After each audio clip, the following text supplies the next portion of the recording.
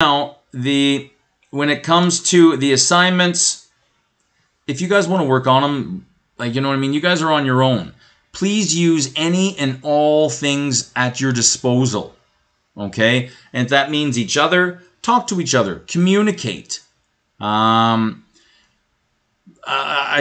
course, I have to say don't copy, because copying, you know what I mean, you're not learning anything. And I promise you, these things there that you're learning in this course, especially this semester. Last semester, I've taught all the courses there in pre-health. I've taught both bios, both chems, both maths, the physics. And last semester, it's more of an introduction. Like the bio was microbiology, right? The chemistry, you know, it only started to kick off until the end. Well, things are going to pick up really quick. You guys have already taken your bio, and I'm assuming there you guys are done bones and muscles, or muscles there this week. That bio, it flies. Do not let that one slide. Every week, it's a different organ system. I've got you guys for physics. I've got most of you guys there for chemistry. If you guys need help there with your bio as well, I've taught all the courses. So don't worry, you're in good hands. There are 5 labs there for this course. They go out 3, 5, 7, 9, 11, and they're due 4, 6, 8, 10, and 12. There are 4 quizzes. I'll have these quizzes there the week before the tests. And the tests here that you can see, they are basically you're having 4 final exams. And, you know, I've been teaching for a long time, and I hate exams. Because an exam is a snapshot of not only what you know, but your ability to regurgitate it out on a particular day, sitting in a particular desk with other students around you and a horrible teacher looking at you with a stop clock. All right? Tests are not indicative of your knowledge. Okay? Like what happened if your kid was sick there last night? You had to take him to emerge, and you were up till 3 o'clock in the morning. Finally got Tom to bed at 4:30, and oh my gosh, I've got an exam at 10 o'clock there this morning. You know, and so how these tests are broken up, there's 4 units. And at the end of, I think it's weeks 4, 7, 10, and 13, these are these final tests. So everything is doable. I know physics has this negative connotation where, it's math, it's physics. Don't worry. This whole program is designed for people who didn't take that chemistry in grade 11 or didn't take that grade 12 physics, which I don't even really understand anyway, because when you're 16 years old, you're expected to make the most important choices of your entire life. Well, no, but that's what they expect you to do. And then by the time you're 21, you've gained some life experience. Something has happened in your life, either positive or negative, which changes the course of your life. And all of a sudden, you know what? I want to be a nurse. Well, dang it. I don't have that grade 11 chemistry. So that's what this course is all about. That's what this physics is all about. And you'll see the way that I've designed it. It's very user-friendly. And I am not one of those teachers there that hates students or hates receiving emails. Bother me, irritate me, hound me, ask as many questions as you can. That's the way I see education, okay? And please don't be afraid to ask any questions anytime, because whatever I think is normal speech may not be the way it goes into your ears. So you might even see a test that was originally out of 40 questions. You might get it back out of 38, because the way I can see my test is, question 23 and question 37, only 5% of the class got right. So that means that there was a problem with the question. I'll cancel the question. I'm always in your guys' favor. So let me know if something doesn't make sense. We'll make it make sense. Blah, blah, blah, blah, blah, blah, blah. And here's the schedule right here. Okay, this week here we're on the study of motion, distance, velocity, acceleration, centrifugal acceleration, and all that kind of stuff. Next week, this is when we start to get moving. Okay, I'll post Lab 1.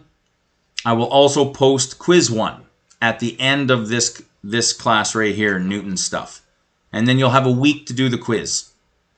I'm still working on whether you'll have 1 chance or 2 chance or all that kind of stuff. I'll let you guys know. Okay? But we have the quiz, and then the following week we have the test. Okay? And so this is what we're going to do. This is what we're doing. And then we move on to week 5, week 6, week 7. Okay? We'll have another test. And you'll see here that test 2 covers all material from 4 to 6. So we'll have week 7 lecture, and then after week 7 lecture, I'll post a test. And then you'll have a week to do it, or something like that. You'll have a good amount of time to do it. Okay? And other than that, I think we're all right. If there's any issues, let me know. What do we got here now? I've been receiving some emails about this question, and I apologize if you can't. Darn it. Can I do this or not? Let's go snip.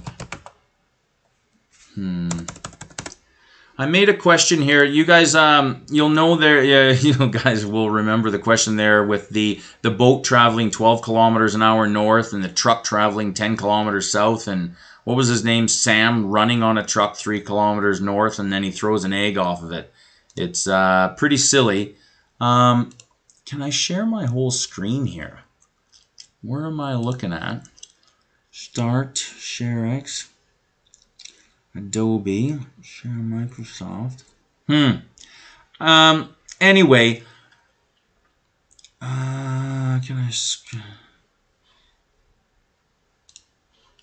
can you guys can't see that, eh? Sorry, it's all right. We'll. I don't want you guys to worry too much.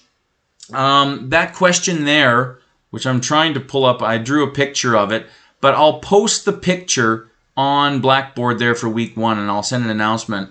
For these diagram questions there, it's so important there that you draw a diagram and you know where north, south, east, west is. Because one student asked a great question. One of the questions was, I don't know, I'm just going to make this up, 60 degrees north of west. And the person was thinking there, shouldn't it be north of east? Maybe I have it reversed or not, but it's so important how you draw these diagrams. And I'll post this one there, the boat. Like, if you're standing on the boat doesn't feel like it's moving for your perspective. The only thing that's moving is the truck, Tom, and the egg. You see, everything that's above the boat is moving. If you're standing on the land, the boat's moving, the truck's moving, Sam's moving, and the egg's moving. So it's all a matter of perspective. And I'll post that picture there today, and there on Blackboard. I'll let you guys know that it's there. And just keep plugging away at this stuff. And I'll show you there today that, what have I got here now? I just want to share my screen, and I don't see an option there to share my screen. Is that it?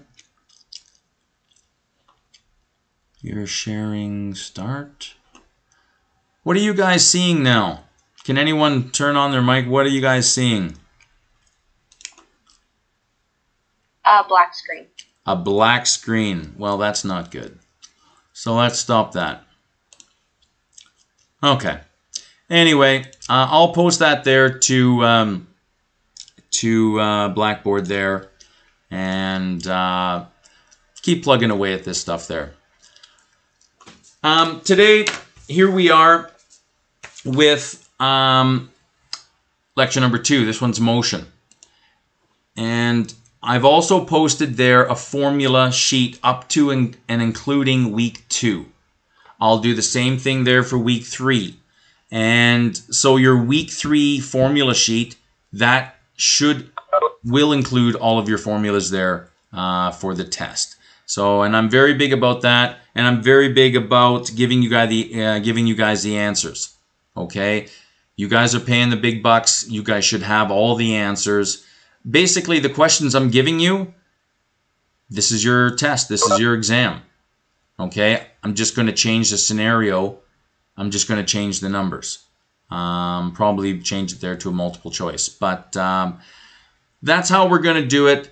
Don't freak out about this physics. It's actually, you need to know it to be a better nurse. You have to understand the differences there that's going on between living tissue and dead tissue, and what is happening, what is going on. Generally, the universe goes towards chaos. We eat food to counter that, and we breathe oxygen. You have to think, what gas does a fire need to burn? It needs oxygen. Well, what do you think you're doing to your banana when you eat it? You're burning it. That's why we breathe oxygen.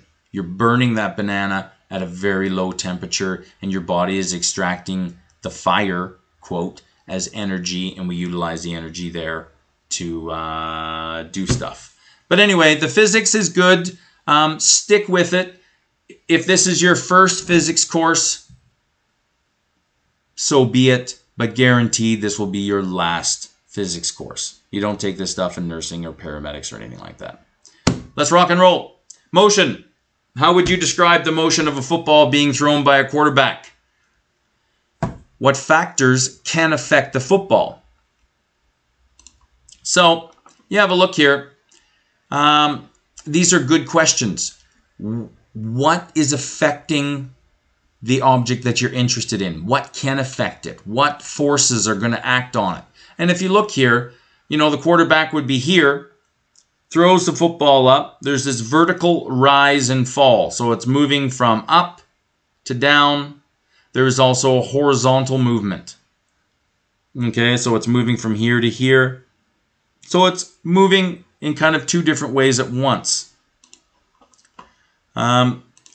Also, there's a rotation on the ball, right? The tighter the spiral, the more arrow-like the ball is going to fly through, right? So, gravity. And we're going to kind of get into gravity. You know the whole idea there that Sir Isaac Newton was underneath an apple tree and an apple fell on his head. Why do things fall? And gravity all has to do with mass. The bigger you are, the more gravity you have. And gravity is this concept that we're still trying to understand that pulls things towards other things. And you, as an 80-pound person, 120-pound, 180-pound, a 200-pound person, you guys have your own gravity. Would you believe it? You have an attractive force to things around you. Now, because you're only 140 pounds, your gravity, your ability to move things towards you isn't that good. But if you were the size of the Earth, now you've got a bit of weight behind you. Now you can pull things towards you. If you're the size of the sun, look at all the planets there that can't leave because of the sun's gravity. But anyway, we'll get into gravity. I think that's what week 4. Gravity, the wind. Wind can either work against or for the football. The velocity of the throw coming from the arm of the quarterback, and tightness of the spiral. So these are all things there that can affect a football. Just to let you know that there are movies embedded here, links there to YouTube that if I was in class, I would play them, but I can't play them because I'm recording this video and I'm going to post this video to YouTube after, so I can't play the videos here for you and then record the videos because I'm basically doing copyright. So the videos I won't be able to play. So the lecture will be a little shorter than normal, but you guys can play the videos there as you like. Okay. Galileo was probably the first to start to think about. It was before Newton started to think about things fall, and if you think about it, if you're at the top of a building and you got a bowling ball and a banana peel, and you drop them at the same time, which one are they going to hit the ground the same time? Which one is going to hit the ground first? Which one? And initially, you wouldn't be wrong by saying, look, the bowling ball, that's going to fall faster. But they don't. The banana peel, the bowling ball, will actually hit the ground at the same time. And it's kind of a weird thing, and we'll get into all these kinds of things. Galileo showed there that once an object was in motion, no additional force was required to keep it in motion. And we'll get into what friction is. Okay, so Galileo showed that once an object was in motion, it just kept going. It actually liked keeping at the same velocity, right? It liked to keep going. And we'll get, it's a very, very, very important concept there. That objects, things, like to either be two situations only. They like to be stopped, not moving at all, or they like to be moving at the same speed, but we'll get there. What he did was he was rolling balls up and down inclined planes, and he came upon on downward sloping planes, the balls would speed up due to the force of gravity. On upward sloping planes, the balls would slow down. Well, that kind of makes sense, right? These kinds of things are speeding up, and then you push these guys up and they slow down. So something is happening with these balls. They're coming down and they're speeding up. So they're not necessarily happy because they're not going the same speed. And these balls here going up, they're really not happy either because they want to go up at the same speed, but they're slowing down. Something's slowing them down. There's a couple things here that I want to show you what friction is.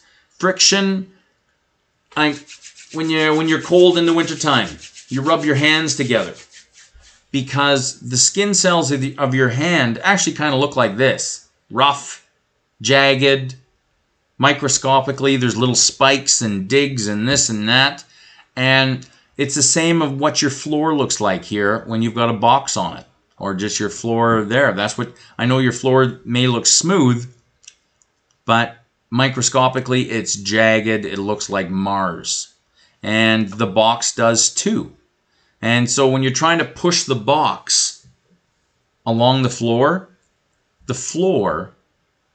is creating friction.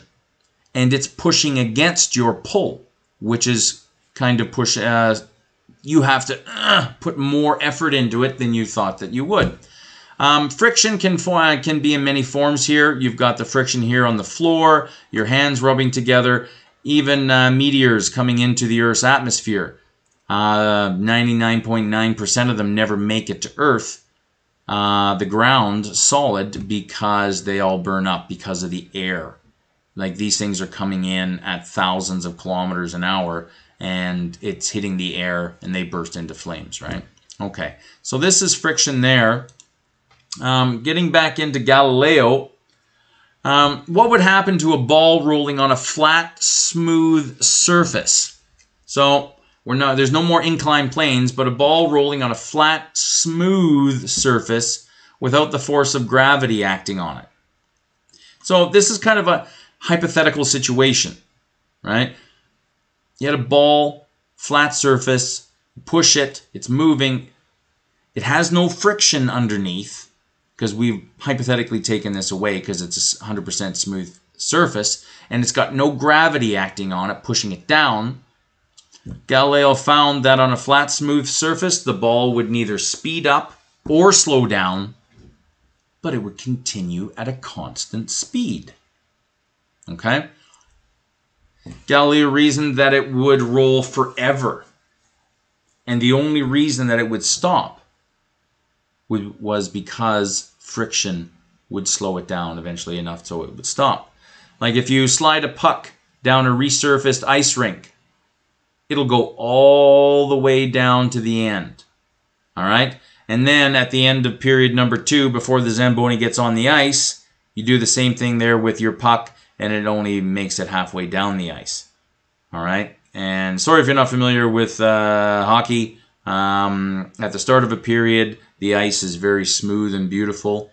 And at the end of a period, they've been skating on it for 20 minutes. It's all cut up and bumped and snow everywhere. And the friction would be a lot more. So example number 2, rolling a bowling ball down a freshly oiled lane versus a lane that has been used for league night. So this is what we're talking about here. And what I really want you to take from this slide is if you take away any type of friction, you push a ball on a flat surface, it likes to go at a constant speed. And it will go at a constant speed forever. Like, I think for my time there, what was the satellite there that was sent out? I think in 77, the Viking mission. And I think 2 years ago, it finally, after 50 years or 40 years, it finally left the solar system. And it's out beyond Pluto now, out into the great unknown. And this thing will go on forever because there's no friction in space. There's no atoms in space. That's why space is minus 273 degrees Celsius, absolute zero. There's nothing there, right? So, but we'll get into that there, the chemistry. Galileo noted that objects tended to remain moving without the need for a force. Okay? While objects at rest like to remain at rest. So things like to be moving at a constant speed, not accelerating or slowing down. All right? They like to be at a constant speed, or objects like to be at 100% rest. From this came the very important word inertia. This is a big one. Okay? Inertia, strange word. All it means is a tendency to do nothing or to remain unchanged. So just like what we were saying, objects like to remain at a constant speed or don't move me at all. Property of matter by which it continues in its existing state. Yeah, you can see the same thing right here. Okay.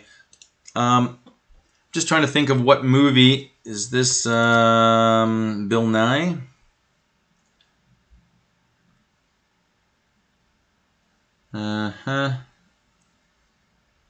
Yeah. Ooh, my computer didn't like that. Camera is off. Sorry, something happened. Hey, stop doing that. There we go.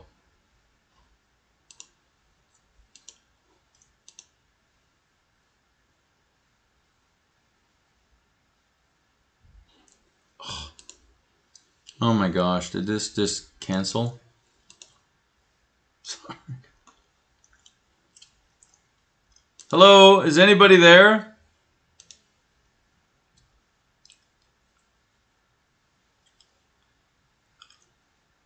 Oh, jeez. Hi, are you guys still there? Sorry. Something happened. I don't know. This is the... Oh, jeez. Crazy. Sorry. And... Where is that? Right there. Jeez, man. Crazy stuff. Close. Now, view Ian's share.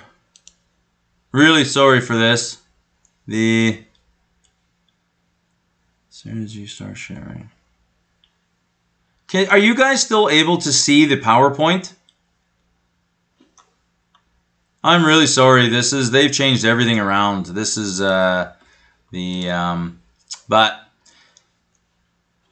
I can't even see if you guys can. Hi, Amy. Amy Harrison, can you tell me if you can still see the PowerPoint? You can turn your mic on. Alexa Jean? I can still see it. Is it? Okay. Sorry, I don't know what you got. Okay, all right. Sorry, I don't know if what you guys are seeing there. Okay. So there's a movie there. I will never touch the movie again. You guys can on your own time. Okay? There's a really good one in there from Bill and I, the science guy. But anyway, what you need to know from inertia is that it's a tendency to do nothing. Or do not change what you're doing. Okay? Here's the inertia. All right? And this is what can happen if you accelerate, or you're going to actually learn there today that there is no word called deacceleration. We're going to get into what accelerate actually means. But what does inertia mean? The inertia of an object is the tendency of that object to remain at rest, or if moving, to remain moving at a constant speed. Getting it back into mass. Now, there's there's your weight, but then there is your mass. And we kind of use them interchangeably, but in physics, we don't, they're completely two different things. Mass, and you'll have to know this there for chemistry if you don't already, mass is just like if you have 5 grams of table sugar. It's just a representation of how many atoms, how many molecules are in that sample. Mass just means the amount. Okay? Weight. This now is a function of gravity. And my weight here on Earth, as I sit here on the Earth's crust, is 220 pounds. But if I went onto the moon, my weight would be somewhere in and around 60, 70 pounds, somewhere in there. That's why, have you ever seen pictures of the or movies of the astronauts there on the moon? They're jumping around because their weight is really, really small. Their mass never changes, but because the moon has a lesser gravity, this is how that one works. But mass is a measure of inertia. An object can change its state of motion in one of 3 ways. So here, it can speed up, it can slow down, but it can also change direction. When you change direction, okay, something is happening. Because when you're going straight in a constant speed, there you're not changing. But if you're changing direction, something is going on with your speed. And I'll show you guys this. When an object undergoes one of these 3 changes, we say that it is accelerating. So accelerating, the way we use it in common speech, it means to speed up. But for physics, acceleration can mean speeding up, slowing down, or changing direction. Accelerating just means changing speed. All right? The amount of inertia an object can depend the amount of object, I've only had 3 hours sleep. The amount of inertia an object has depends on the amount of matter the object is composed of. The more matter in the object, the greater its inertia. So, what does that mean? The more matter in an object, the greater its inertia, the greater the amount of energy it's going to take to change this object. And we'll show you what this means here. Like a bigger box takes more energy to push than a smaller box. Makes sense, right? This is just mass and weight. Mass is the amount of matter found in an object. A measure of the inertia an object has in resisting a change to motion. So the more matter that bigger box has, the more ability it has to resist change to its inertia, to its happy state. Inertia, happy state. Acceleration, unhappy. Things really don't like to accelerate, change speed. Things either like to be in a constant motion, constant straight velocity, or not moving at all. Weight, this is a function of gravity. Weight is measured in newtons. All right. 1 Newton is the force required to accelerate a 1 kilogram mass at 1 meter per second squared. Ugh. What you have to know, 1 Newton is the force to move 1 kilogram. All right. But this test is all open book. You guys will have access to it. And actually, I'm going to put that onto the formula sheet. So I'm going to update the formula sheet. All right. Mass and weight are proportional to one another. Of course they are. If one is doubled or halved, then the other is doubled or halved. So on Earth, a person has both mass and weight. In space, the same person will have the same mass, but will weigh less. Why? No gravity. There is no force acting on that person. So therefore now they're floating all in around the spaceship. On the Earth's surface, 1 kilogram of any material will have a force of 9.8 newtons working on it. So gravity, this is another one, all right? Gravity is equal to negative 9.8, okay? Or 9.8 newtons working on it. So we have a force working down, okay? As we leave the Earth's surface, the force of gravity will begin to decrease, and thus 1 kilogram will begin to weigh less. All right, so as you leave the Earth's surface, we start to weigh less. Interesting fact, my numbers might be a bit off here, but the point will be we boil water here, and water boils on the Earth's surface at 100 degrees Celsius. Do a quick Google search there sometime, and if you were on top of Mount Everest in Nepal, find out what the boiling point of water is on Mount Everest. Different. It's not the same. It's not 100 degrees because there's less pressure up there. There's less grab. So it's interesting. We'll get I deal with that in the chemistry there. I think, yeah, this week there is solutions, and I actually talk about that as well. So if you want to hit my chemistry class, you're more than welcome. All of my classes will be posted to the same channel. I have a channel. I have my own YouTube page there, and I just post them there. I think there's a chemistry folder and a physics folder. Even if you're not in my chemistry class, feel free to have a look. You know, I think all the teachers are teaching 97% the same information anyway. Mathematical conversions. There's a formula. Force is equal to mass times acceleration. All right. If you know the mass of an object in kilograms and want to find its weight in newtons, simply multiply the mass of the object by a factor of 9.8 newtons. So Sam has a mass of 65 kg. By the way, just to let you know, the 1 kilogram is equal to 2.2 pounds. All right, 1 kilogram is equal to 2.2 pounds. So you can, if you know your body weight in pounds, you can convert it to kilograms. You'll actually have to do that, I think, lab 4. But Sam has a mass of 65 kg. What is his weight in newtons?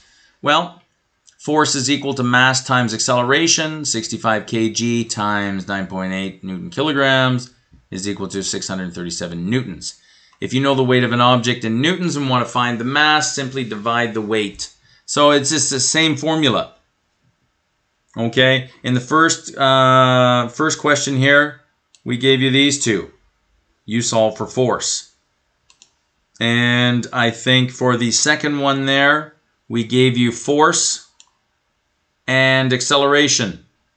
And you got to solve for mass. It's just, this is a triangle formula. And if you're in my chemistry class, I'm big about these triangle formulas. And if you have any issues there with mathematics, email me and we'll get you guys through, because you got to be able to flip these formulas around, and I can show you how to do these. Okay. Test yourself. Again, I'm not really fooling around like with the answers. You guys got the answers. I am interested in you guys and your comprehension, being able to take this and apply it there to a test. So question number 1, if we compare a 2 kilogram bar of gold to a 1 kilogram bar of gold, will the larger bar have twice the inertia, twice the mass, twice the weight, if measured in the same place? And the answer is all of the above. So a 2 kilogram bar of gold compared to a 1 kilogram, it's going to take twice as much energy to push this thing. So therefore it has twice the inertia. It has twice the mass. We know that, 2 kg to 1 kg. And twice the weight. Well, if they're measured in the same spot on planet Earth, they will. The 2 kg bar will have twice the weight. So that's a good answer, D. How does the mass of a 2 kilogram bar of gold vary with location? The mass will not vary with location. Mass never varies. Okay? Its weight will vary. All right? Depending upon where the bar of gold is, on Earth, on the moon, this kind of thing. Question number 1 again. If we compare a 2 kg bag of feathers to a 1 kg bar of gold, will the feathers have twice the inertia, twice the mass, twice the weight? They will have all of the above, because 2 kg of anything is 2 kg of anything. And 2 kg is compared to 1 kg.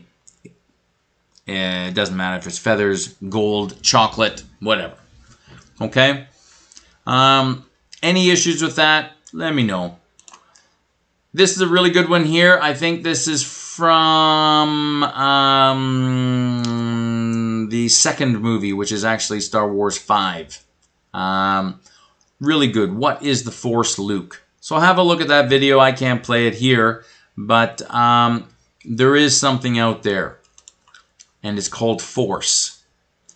And it's undetectable as far as predicting it, but there are forces that play right now all around you that's keeping your life in order. As we have seen, a force is a push or a pull. That's all a force is, which will cause an object to either speed up, slow down, or change direction. So if you're driving along the highway and you have cruise control on, and let's say a car comes and applies a force to the back of your car is going to speed up. It's going to accelerate. It's going to change speed. Okay? Maybe a deer comes out there 50 feet there before your car, and you hit the brakes. Your car is accelerating. It's slowing down, but it's accelerating. All right? And that's a force that's been applied, which is slowing your car down. When we use the term force, we are implying a net force. And this includes all the forces at play. So net force just means this force plus this force plus this one plus this one. If you add them all together, this is the direction that the car is going to go after it's been hit. All right? It's just the resultant force. If you add this force, this force, this force, and they're all acting on the car at the same time, the car is going to go this way. So that's what we'll call there the net force. And I'll show you this right here in the next slide. So here we've got a ball, and let's say I apply 5 newtons of force in this direction and 5 newtons of force in this direction.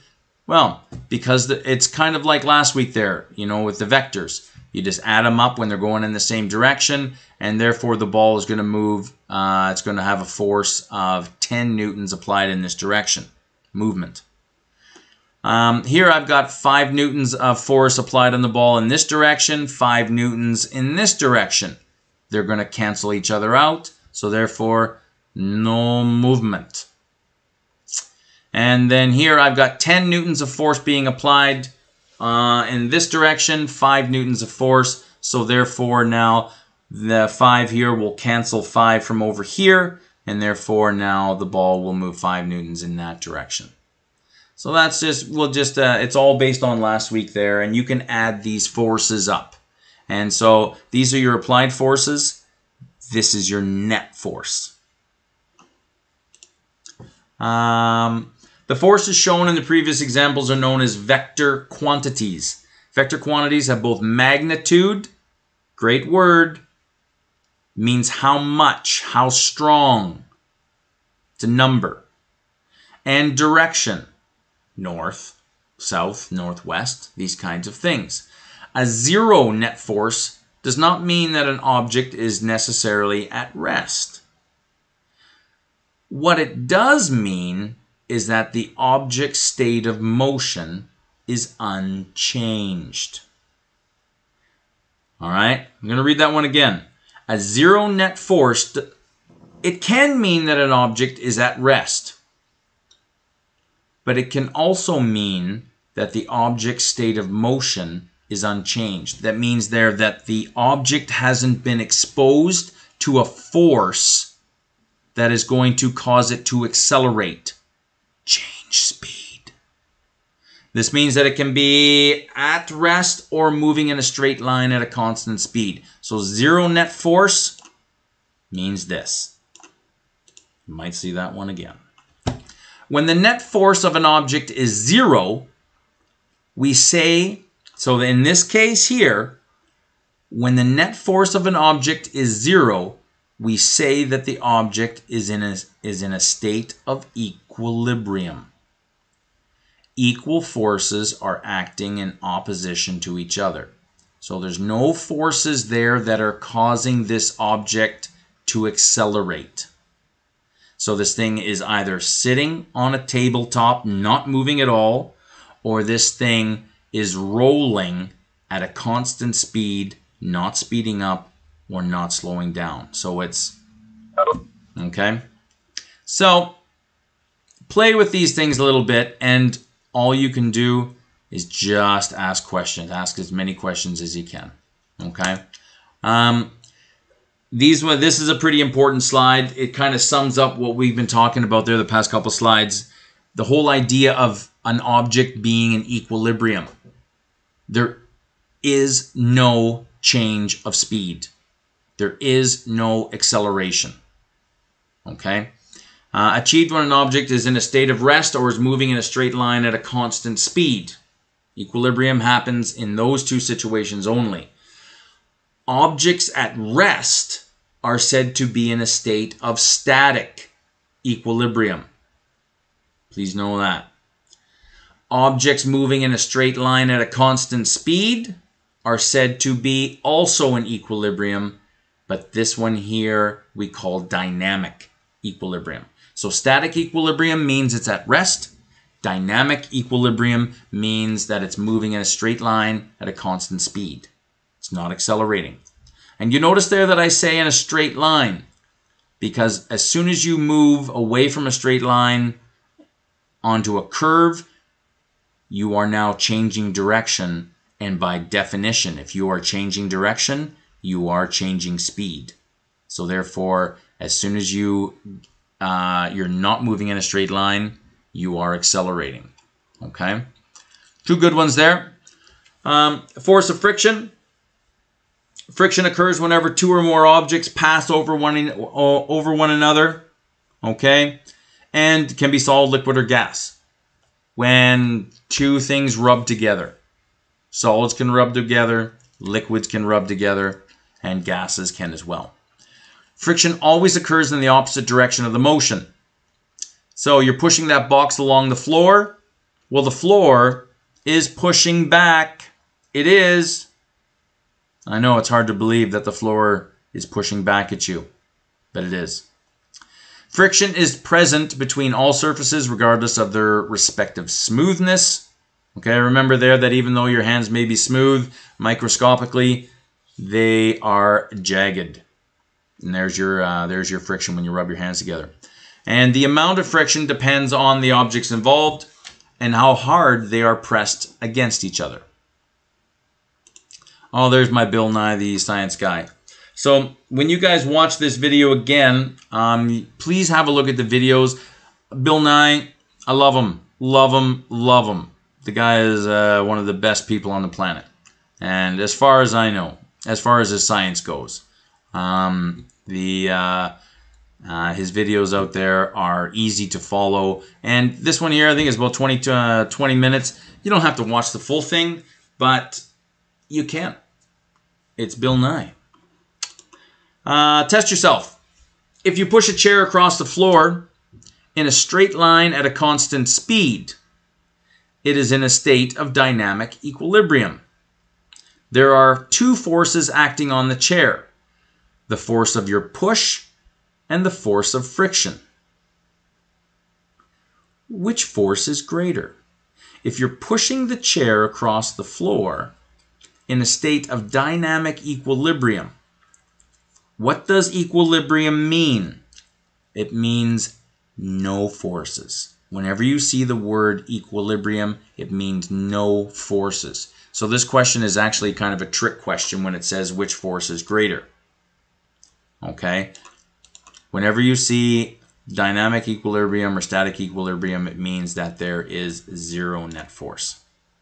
And they are equal and opposite. Suppose you exert 100 Newton force on a heavy crate resting motionless on the floor. The fact that the crate does not move indicates what about the force of friction? So you apply a force to a heavy crate. The crate no movie, doesn't move. What's going on with the force of friction? Pushing back against the box. Since the crate is not moving, this tells us that it is in a state of static equilibrium and thus has a net force of zero, right? Therefore, the force of friction has to be greater than this 100 newtons. Has to be. Because if you're not moving, if you're putting 100 newtons of force on that box and that box ain't moving, well, the force of friction is gotta be greater than the 100 newtons. What do we got here?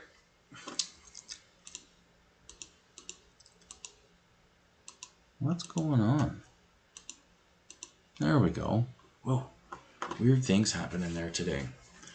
Continued from number 2. So let's go back there to the box there that we just applied 100 newtons to, and it didn't move. Aha. Well, what if you pushed harder and you produced a force of 115 newtons on that box, and then wunderbar, the crate moves. And it moves in a straight line at a constant speed.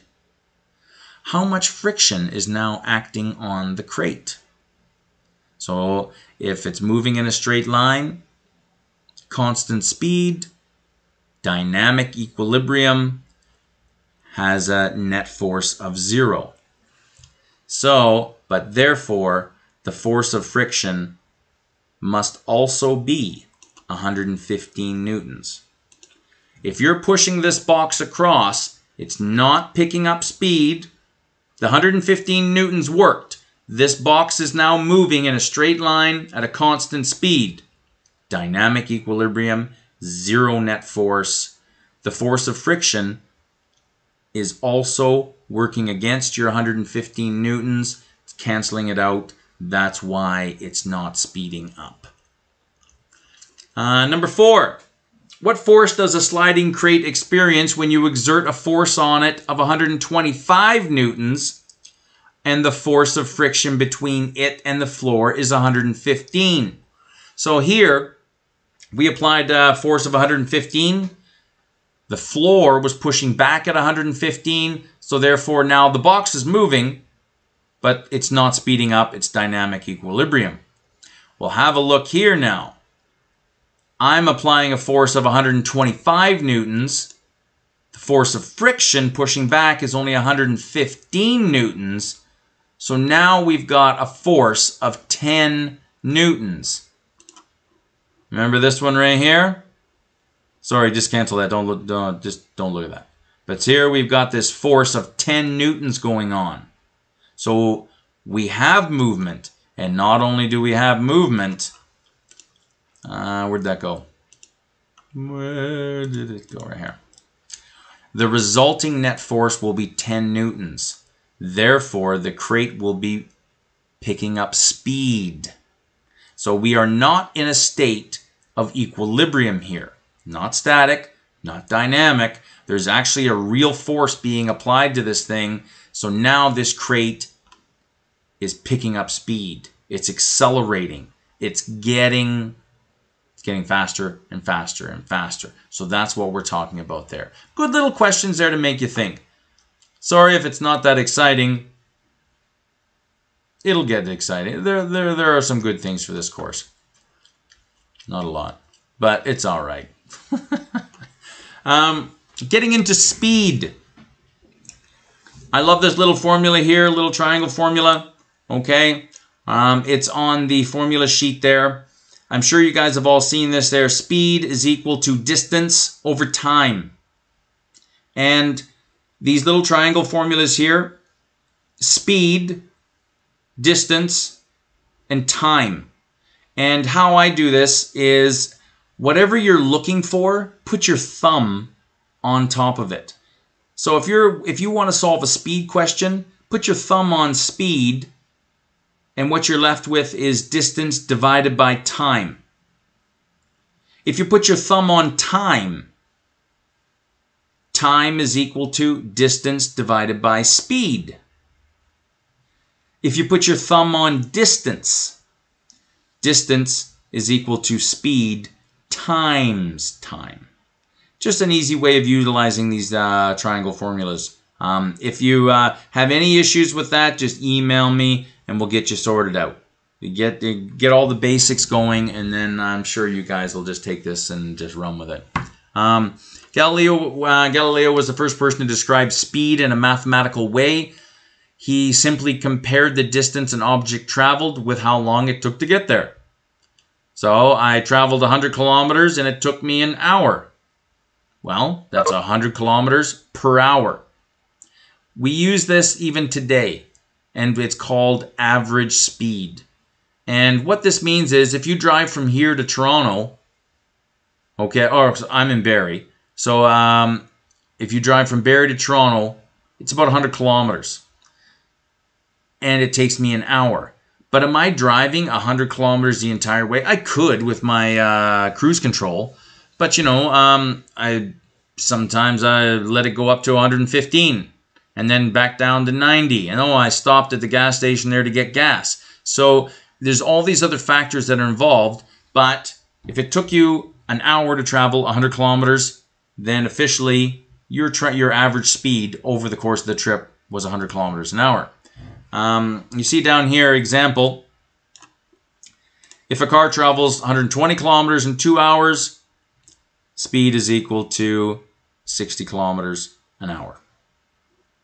Find the average speed of a person who traveled 50 meters in 12 seconds, then 100 meters in 15 seconds, and then 210 meters in 45 seconds. So, have a look here. Your speeds, add them up. Or sorry, your distances here, 50 meters, 100 meters, 200 meters, add them all up. And then you divide all your times together. Sorry if you can't see that. There you go. 12 seconds, 15 seconds, 45 seconds. And you add them all up, divide them, and you get 5 meters per second. All right. Here's another average speed problem. Find the average speed of a car that takes 51 minutes to drive between marker posts 45 kilometer and 147 kilometer. So basically what you're saying, it takes 51 minutes to travel this distance. Well, what distance did you travel? Well, you were at marker 45 and 147, so that's 102 kilometers. Okay? But this question here is asking for this in kilometers per hour. Well, I don't have hours. I got minutes. So, a thing in the physics there, holy, is it ever snowing out? I'm in Barrie. Geez, I can't even see across the street. Crazy. But how this works is I might give you an answer in minutes and want it in hours. I might give you an answer in meters, want it in kilometers. So you'll have to be able to convert very fluidly. And just an example here, in order to use this formula right here, I need time, all right? And what we've got here, 51 minutes over 60 minutes is equal to x over 100. Because basically, I need to know what percentage, if 60 minutes is an hour, well, that's what I need to find. Because the question is asking this in kilometers per hour. Well, I've got 51 minutes, so what percentage is 51 minutes of an hour?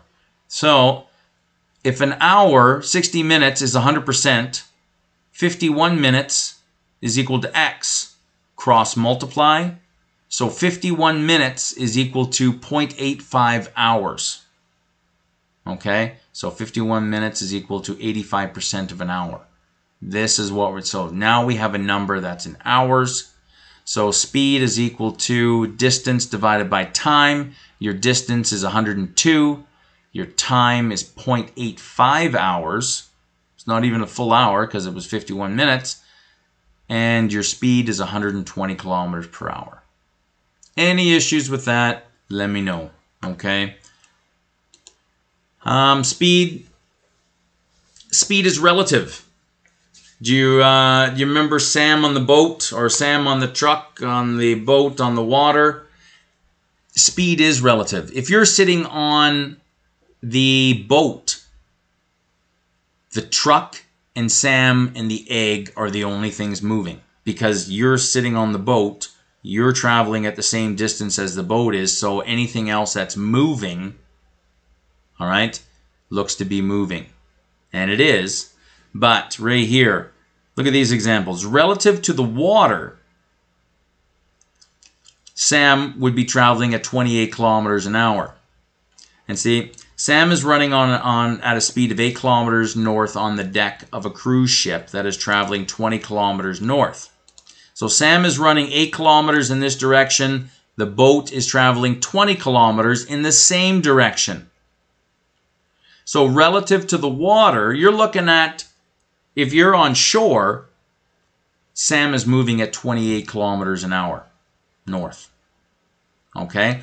But if you were standing on the boat, you're traveling at 20 kilometers an hour just like the boat is, so that's canceled.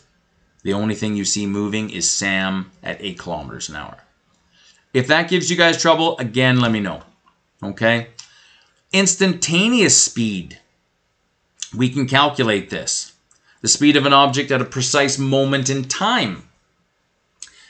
And this is based on, your speedometer there in your car. It measures instantaneous speed. So what is the instantaneous speed of an object that traveled 1 meter in 0.05 seconds? Well, same formula. Distance divided by time, 1 meter divided by 0.05 seconds is 20 meters per second. All right, okay. You guys can test yourself here. What is the average speed of a cheetah that sprints 100 meters in 4 seconds? Bang. How far will a car travel if it travels 60 kilometers an hour for 4 hours? So this one here, how far will a car travel? What are we looking for? Speed, distance, or time? We're looking at distance. So you put your thumb over distance. Distance is equal to speed times time, which is what we have here.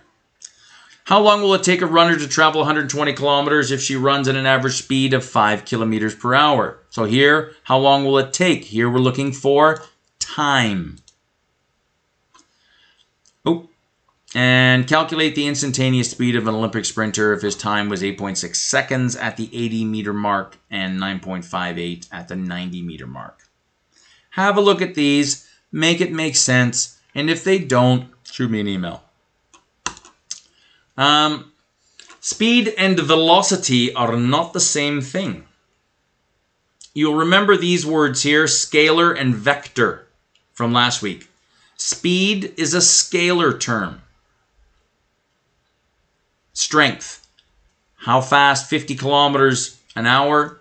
Magnitude, but no direction. Velocity is the same thing, 50 kilometers an hour north. Has a direction. And we can use this formula here. When we talk about speed, we talk about how fast, but when we talk about velocity, we talk about direction and speed.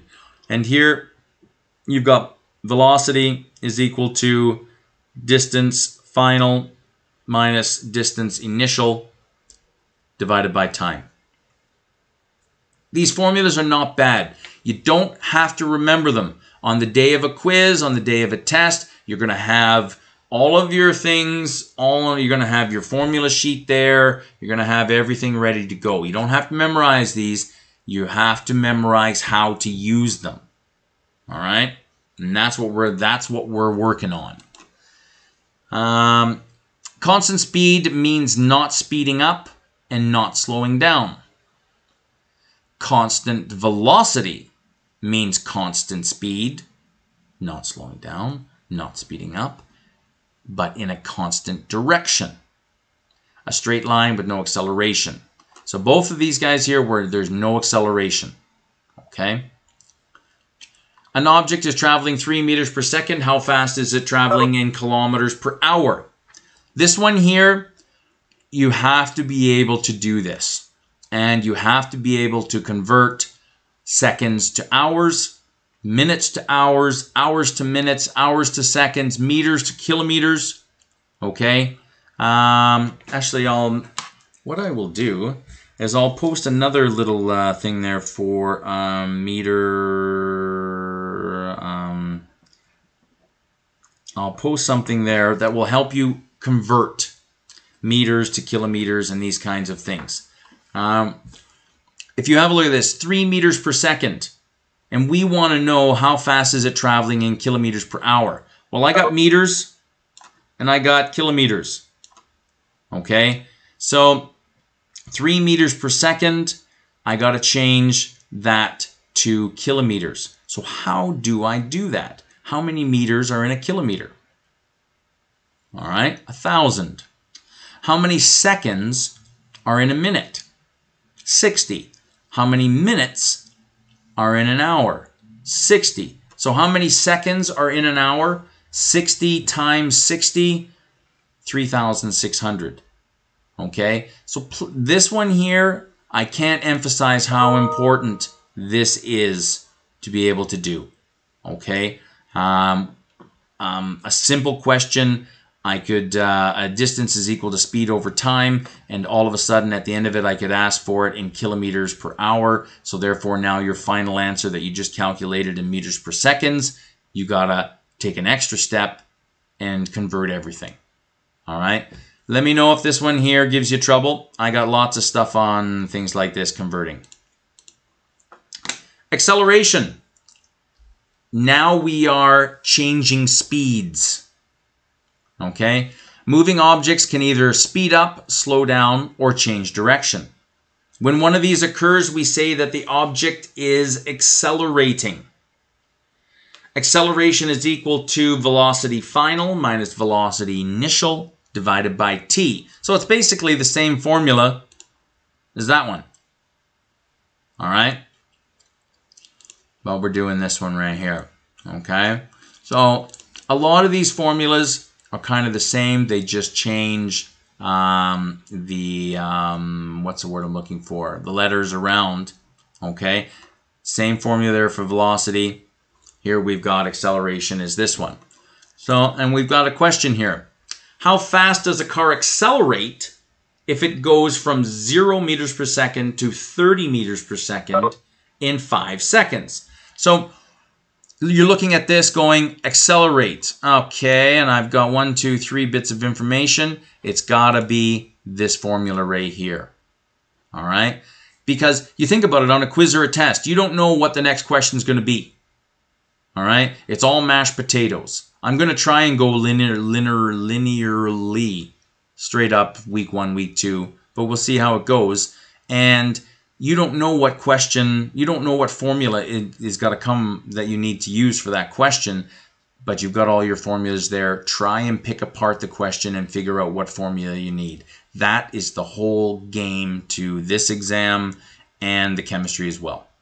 What formula do I need to solve this question? All right, and if you look at this right here, how fast does a car accelerate? Okay, there's a couple formulas there for acceleration that we'll get into. And right here, and once you've got the formula, you just plug and play. And by the way, now that I mention it, I said this there to my chemistry. I think I also said it there last week as well. Please, please get a scientific calculator. Okay? You can get by on an Apple phone or your calculator phone, but I've seen students, and I mean a lot of them over the years, make mistakes. And generally, how these tests and quizzes go, they're not. There might be some written out answers that I may get you to do as far as assignments go, and written out answers, I have the power vested in me to give out part marks. So let's say you do a question and it takes you, you know what I mean, half a page to do, and at the very end your calculator spits out a wrong answer. Well, okay, the right answer was only worth 1, but I wanted to see all your work and the whole question's worth 5, so you get 4 out of 5, even though you got the wrong answer. I have no problem doing that. But these tests, these quizzes are going to be multiple choice, man. So it's right answer or not. So I don't want to see any calculator mistakes. So please go up for 10 or 12, 15 bucks there. Go and get that because you'll need it for the chemistry as well. I swear. Okay? Because in chemistry, physics, we deal with huge numbers. Like the mass of the Earth in kilograms. You know what I mean? That thing must have like 16 zeros behind it. Or we deal with things that are very, very, very small. That'll have 16 zeros in front of it, like the mass of an atom. Okay? And so when we get into scientific notation, which we will, all right, please make sure you have a scientific calculator. The most important button on that calculator is the EXP button, or sometimes it'll be written times 10 to the exponent. All right? Any issues with that, let me know. Here's another acceleration question. If we increase the speed of a car from 35 km per hour to 50 km per hour in 3 seconds, what is our acceleration? And then here, what is the answer in meters per second? So here, I gave you all these there in kilometers per hour and 3 seconds. You got to convert everything. All right, so you plug and play. That's how you found the right formula. You plug the information in, and your final velocity, initial velocity, 50 minus 35 divided by 3. And we've got kilometers per hour per second, but I want this there in meters per second squared. Try that out. And if maybe later I'll post and see how to do this, but try this out. See if you can convert the acceleration, which is a right answer, 5 kilometers per hour per second. See if you can convert that into that. You're going to have to play. You've got kilometers. You need to change to meters. And then you've got hours. You need to change to seconds. You've already got 1 second here. You only need to convert that one there to seconds. Try that out. That's some good math. And if I get a lot of howls on email and and tell me if it's giving you trouble, I just might post that anyway. Okay, so post insert. What is that? Slide 35. Good. Test yourself here. It's just more of the same. Car accelerates from 20 meters per second to 25 meters per second, 4 seconds. Find the formula, plug and play. And in 2 seconds, a car increases its speed from 60 to 65 kilometers per hour, while a bike goes from rest to 5 kilometers an hour. Which has the greater acceleration? You just plug and play. I've given you everything you got here. So you've got the car, 65 minus 60 divided by 2 seconds. It's all there. Gives you an acceleration of 2.5 km per hour per second. The bike, 5 kilometers an hour, what was its initial velocity? While a bike goes from rest. So that means that its initial velocity was 0. Okay? So it says 5 minus 0 divided by 2. And as it turns out, they both have the same acceleration. Okay? While an object is slowing down, its speed is decreasing. Okay? Still acceleration. I know it's weird.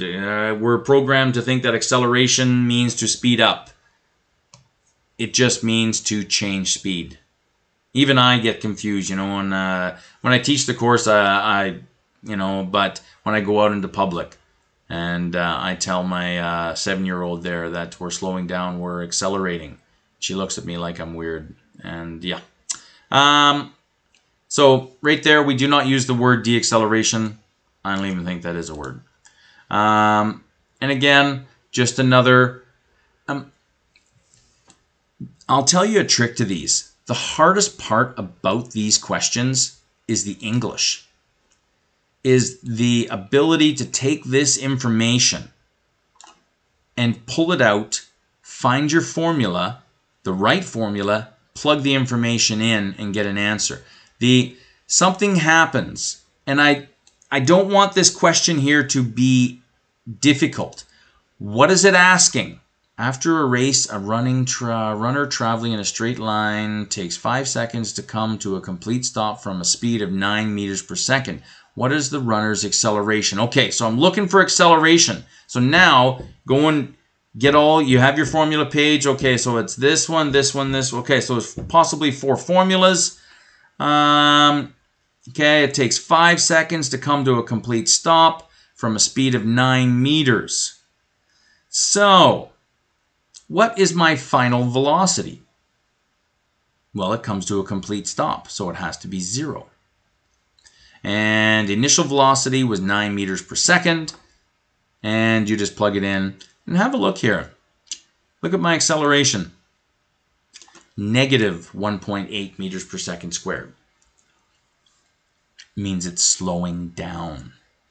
All right? So the only difference, acceleration just means changing speed. A positive acceleration means you're speeding up. A negative acceleration means you're slowing down. Okay. Free falling. If we drop a rock off of a cliff, funny spelling of off, the only force that is acting on it is the force of gravity. Well, not so, because you also have a bit of friction pushing back up, but majority of the force is the gravity pushing it down. And we say that the rock is in a state of free fall. All free-falling objects accelerate at a rate of 9.8 meters per second squared for every second there that they fall. So there's your gravity. All free-falling objects accelerate at 9.8 meters per second squared. For free-falling bodies only, the distance of an object free falls from rest. So this is like at the top of the Leaning Tower of Pisa there from their previous slide. And you got a bowling ball and a banana peel. Okay? This is where you would use this formula. Where distance is in meters, acceleration is gravity, 9.81 meters per second. So that one there is given. That one there, that's your acceleration. And time is in seconds. So you'll see there that after 1 second, the object has fallen 4.9 meters. 2 seconds, 19.6 meters. 3 seconds, and you see this thing is speeding up, accelerating. And don't forget, you'll need these there for number 15 of this week's review questions. We're almost at the end. You've got this one right here. This is basically the same formula that you saw there before, and where velocity is equal to gravity times time. Okay, so you guys can have a look at that one there. We've got the last, I think the last part of this is something called centrifugal force. And this is if you tie a ball on a string and then start spinning it around above your head. All right? Or like a cowboy's lasso or something like this. Okay? This is also acceleration. And if you think it's not, I would show you the video right now, but I can't show you the video. You guys can watch the video. But this whole idea of acceleration basically on a string, this includes, this is basically all about the change in direction. And the acceleration of an object moving in a circular path is called centrifugal acceleration. The magnitude of the centrifugal acceleration depends on the velocity and the radius of the curve that that ball is traveling on. And so many people have a hard time accepting the idea that this circular centrifugal acceleration, because they do not see changing the direction of motion as an object and the same as changing its speed. But if you have a look at this little experiment here, if we can kind of go through it there in words, if you place a book on a bus seat and watch it slide around on the seat in response to the bus acceleration. So let's say the bus is at a red light and has its left blinker on, and then it turns left. Which way is the book going to slide? As the, I'm just reading right here, as the bus speeds up, the book will move backwards. So how this centrifugal acceleration works, it works in the opposite direction. As the bus slows down, you ever notice that we kind of come forward, in our seat, even though that's why we wear seat belts. Because if we're in the car and the car is traveling at 60 kilometers an hour, it doesn't feel like it. You remember, you go back to Sam, the truck, the boat, the egg. If I'm sitting in my car and my car is going 60 kilometers an hour, I am traveling 60 kilometers an hour. But it doesn't feel like it because I'm moving the same as the car. That's why when you're on the ship, you negate it from the equation. The only things that are moving are the truck, Sam, and the egg. Any issues with that, let me know. But as the bus slows down, the book will move forward. That's why we wear seat belts, because if we didn't wear seat belts, we're traveling 60 kilometers an hour, and depending upon the amount of breakage that we use, you'll go flying. Please wear your seat belts, and also the driver, please make sure that everyone is in the car is wearing a seatbelt, because 3 people wearing seatbelts and 1 person not, that 1 person is very dangerous.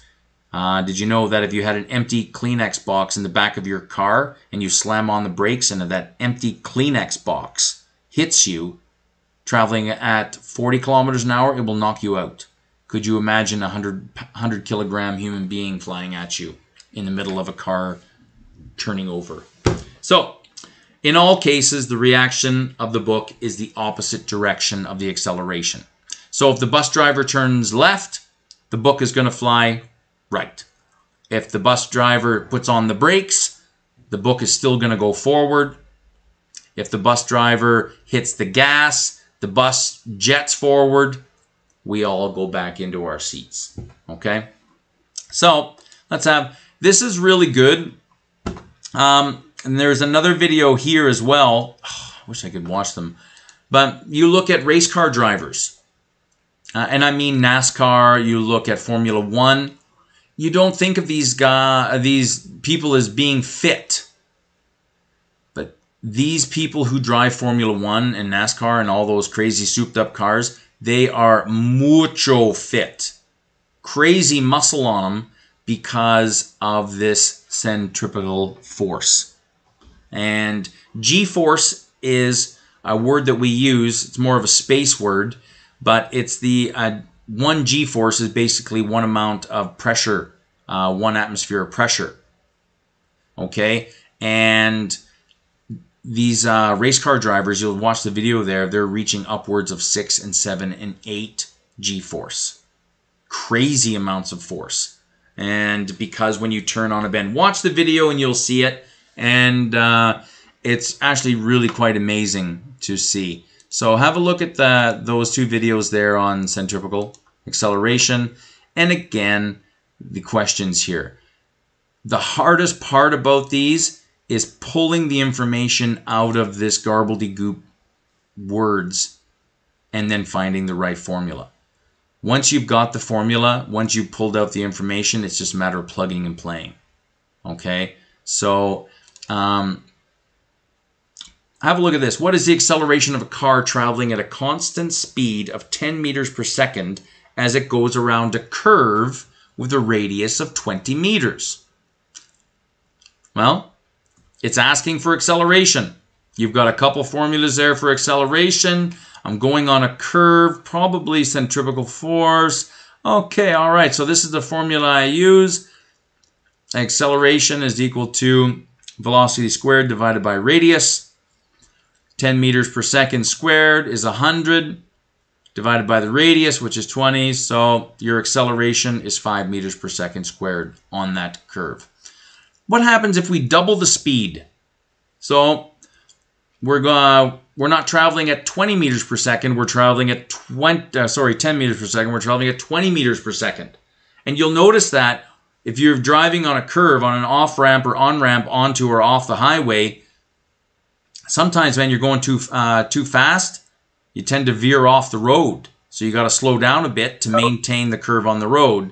So if you have a look here, if you double the speed, you're also you're quadrupling the acceleration. This was 5 meters per second. This one here is 20 meters per second. Now you're starting getting into dangerous stuff. Your speed is changing too fast on that curve. And what happens if we double the radius?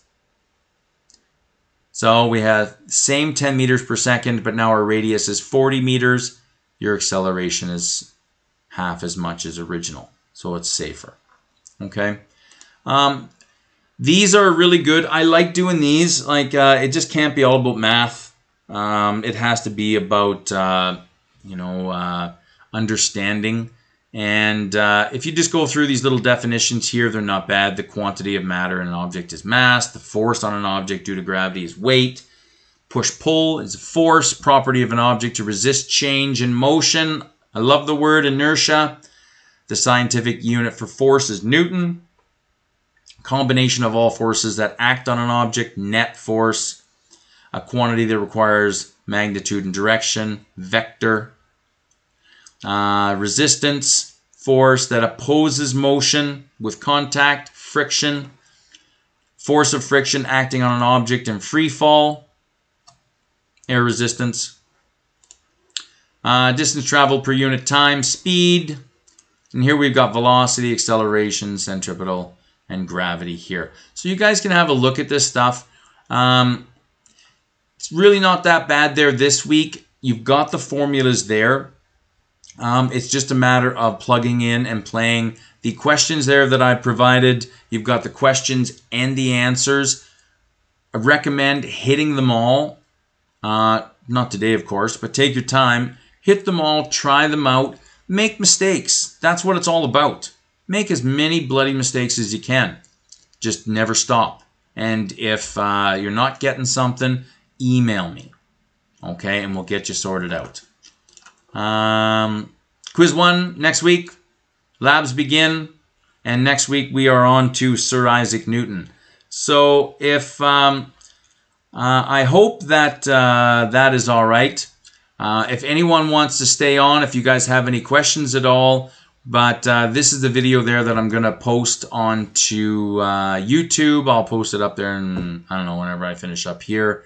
But other than that, I wish you guys all the best. Please be safe out there. Keep in contact with me. And if you're having any issues, just let me know, and we'll get her done. Okay? You guys are important to me, and I want you guys getting out of here with all A's.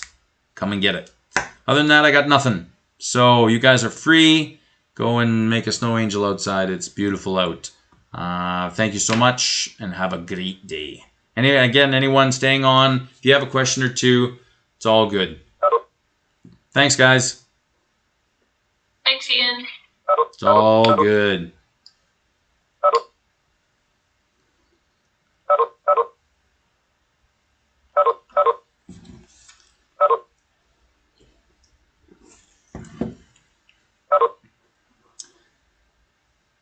Okay, so where is that? Is that it right there? Set like that. Now, God, they've changed everything. Now, if anyone there, yeah, I don't know. I can't really tell how many. It's crazy. But if you guys have any questions, just shout them out. Talk to me. It's kind of free for all now. And even there this week, I'm still working on how to share and all this kind of stuff. But if you guys let me know what questions you are giving you trouble, or if anything's giving you trouble, it's all good.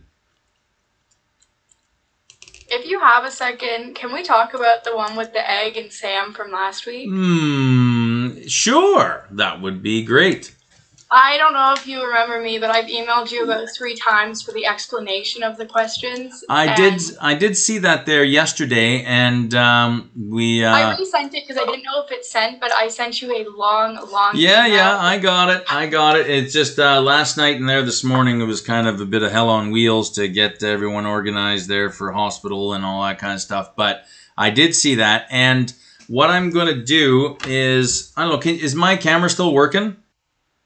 I see a black screen and I can't see you either. Oh, I hate this thing. So you guys couldn't even see me the whole time. That really hurts my feelings. Let me see here. I think we saw you until you tried to click on the video. I know, that was horrible. That was really dumb. Here, I'm actually going to pause.